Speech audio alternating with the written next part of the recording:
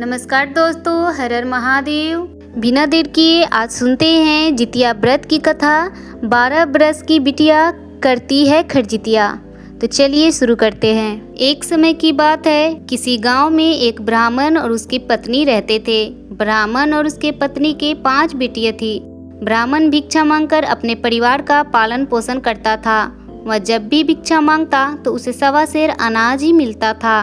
उससे ज़्यादा उसे कभी भी नहीं मिला और सारा अनाज लेकर वो अपने घर आता तो उसकी बिटिया रोटियां बनाकर पेट भर खा लेती और आधी आधी रोटी ब्राह्मण और उसके पत्नी के लिए छोड़ दिया करती। एक दिन ब्राह्मण अपने पत्नी से बोला, आज मैं जो अनाज लाऊंगा उसमें से आधा अनाज बेटियों को दे देना और बाकी का आधा रख लेना। जब वह सो जाएंगी तब हम दोनों रोटी बनाकर पेट भर खाएंगे। ब्राह्मण की यह बात उसकी छोटी बेटी ने सुन ली और जाकर अपनी बहनों को सारी बात बता दी। अगले दिन वह 5 बहन आधे अनाज का भोजन खाने के बाद वे 5 सोने चली गई। किसी ने बेलन तो किसी ने चकला, किसी ने तवा तो किसी ने आटे की चलनी, तो कोई अपने साथ परात लेकर सो गई। जब ब्राह्मण की पत्नी रसोई में बचे हुए अनाज का खाना बनाने गई तो देखती है वहाँ खाना बनाने का कोई भी सामान नहीं था। वो बोली, आटा गूंथने की परात कहाँ है?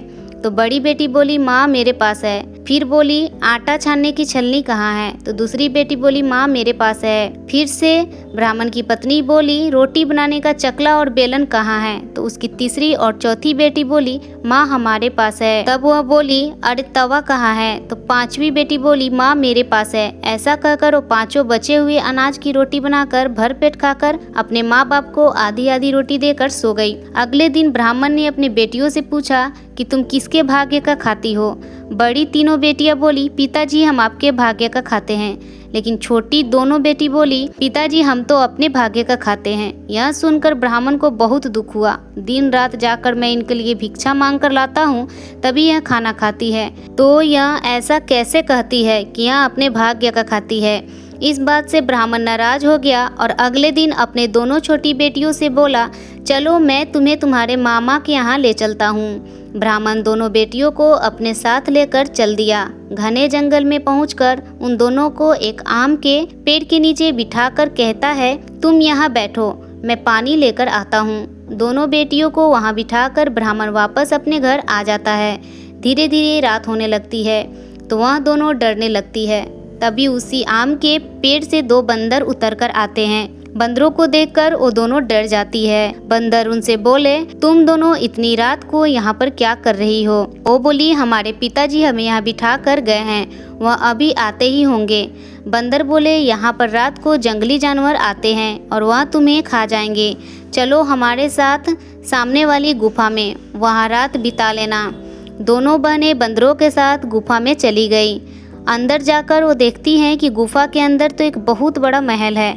चारों तरफ हीरे मोती जगमगा रहे हैं। यह देखकर वो दोनों बंदरों से पूछने लगी, आप कौन हैं? तब बंदरों ने उन्हें बताया कि हम दोनों राजकुमार हैं। एक साधु ने हमें श्राप दिया था, जिसके कारण हम बंदर बन गए हैं और हमारा नगर इस जंगल के नीचे धरती में समा गया।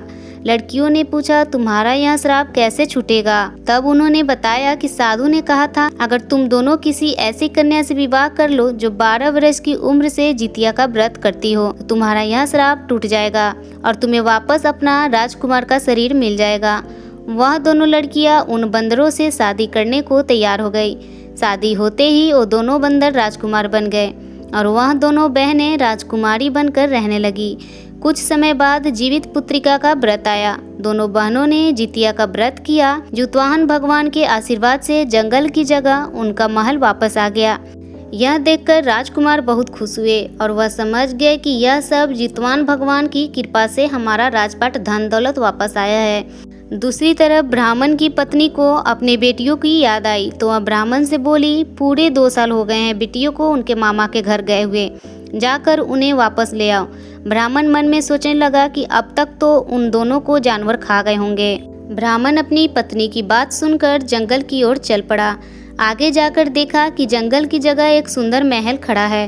वहाँ आसपास में पूछा तो लोगों ने बताया कि 2 लड़कियों के जितिया व्रत के प्रभाव से यह राज्य और राजकुमार वापस आए हैं। ब्राह्मण डरता हुआ महल तक पहुँचा। ब्राह्मण को देखते ही दोनों बिटिया दौड़ी हुई उसके पास आई और अपने पिता का खूब आदर सत्कार किया और जितवान भगवान की कृपा की सारी बात ब्राह्मण को बता दी। ब्राह्मण दोनों बेटियों से हाथ जोड़कर माफ़ी मांगने लगा। तो दोस्तों, आज की यह कथा आपको कैसी लगी? अगर वीडियो अच्छी लगी हो तो वीडियो को लाइक करें, शेयर करें और चैनल पे पहली बार आए हैं तो चैनल को सब्सक्राइब जरूर करें। जितवान भगवान आपके और हमारे सभी के संतान की हमेशा रक्षा करें, यही कामना करते हुए वीडियो को समाप्त करती हूँ। मिलते हैं अगले वीडियो में, तब तक के लिए धन्यवाद। हर हर महादेव। जय श्री विष्णु जी की जय, जितवान भगवान की।